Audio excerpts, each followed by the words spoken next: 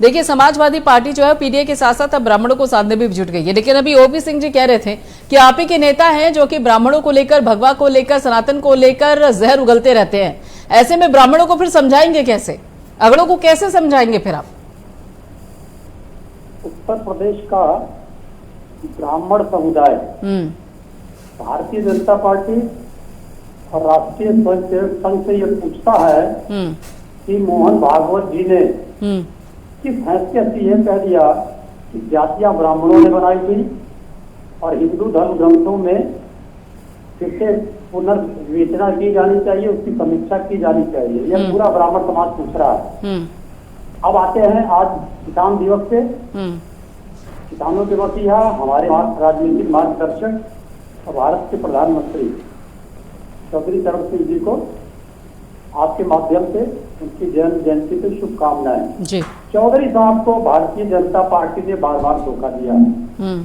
1967 में धोखा दिया जब उन्होंने शामिल किया पहली बार, 1959 में धोखा दिया जब शामिल किया दूसरी बार अपनी सत्ता में, तीसरी बार 1970 में जब केंद्र की सत्ता में शामिल किया तब भी इन्होंने धोखा दिया। चौथी बार 2017 में इन्होंने चौधरी साहब को अपमानित किया। चौधरी साहब के जन्म जयंती पे हमेशा छुट्टी हुआ करती थी और योगी आदित्यनाथ जी ने उस छुट्टी को रद्द करवा दिया। ऐसा करके उन्होंने चौधरी साहब को, जाट समुदाय को और समूचे देश के किसानों को अपमानित किया। और अगर वो जाटों का वोट साधना चाह रही है तो एक उसका चुनावी इवेंट है जो आज किया इन्होंने बेलारी में, मूर्ति का अनावरण। क्योंकि इनके पास अपने कोई प्रतीक नहीं है, जिससे इनके ऊपर प्रतिबंध लगाया था उसकी मूर्ति का अनावरण करेंगे पटेल जी का। जिस चौधरी साहब को बार बार अपमानित किया उसकी मूर्ति का अनावरण करेंगे केवल चुनावी इवेंट बनाने के लिए। यह प्रायश्चित भी हो सकता है कि इनके देख रेख में 700 से ज्यादा किसान शहीद हो गए। और अगर प्रायश्चित करना ही था तो लखीमपुर के किसानों के हत्यारों को अब तक सजा दिला चुके होते। देश की आन बान शान महिला खिलाड़ियों के खिलाफ जो यौन अपराधी है, आरोपी है, उसको पार्टी से निकाल चुके होते।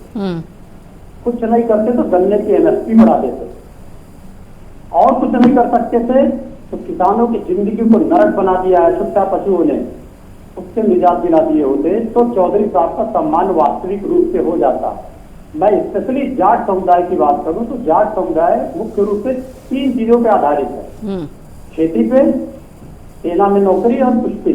सब बर्बाद कर दिया बीजेपी ने। खेती, छुट्टा पशुओं, एमएसपी नहीं देने के कारण, समय पे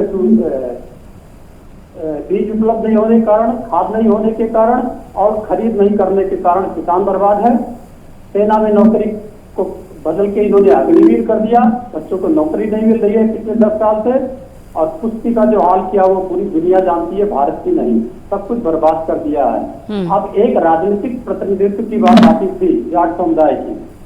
2017 में भारतीय जनता पार्टी की तरफ से 14 विधायक थे, जो घट के 2022 में 10 विधायक हो, उसको भी छीन लिया इन लोगों ने। हमारे 2017 में 1 विधायक थे हमारे गठबंधन से, अब हमारे 7 विधायक है। तो जो जिस प्रकार से ये लोग चुनावी इवेंट करके ठगते हैं अलग अलग समुदाय को, और जिस प्रकार से आज छुट्टी घोषित किया था इन्होंने चौधरी साहब की जन्म जयंती को प्रायश्चित के रूप में, यह भी जुमला निकला। ठीक है। कुछ कार्यालय सरकारी छोड़ के सारे स्कूल खुले रहे, ज्यादातर कार्यालयों में भी काम हुआ। यह भी एक प्रकार का अपमान है।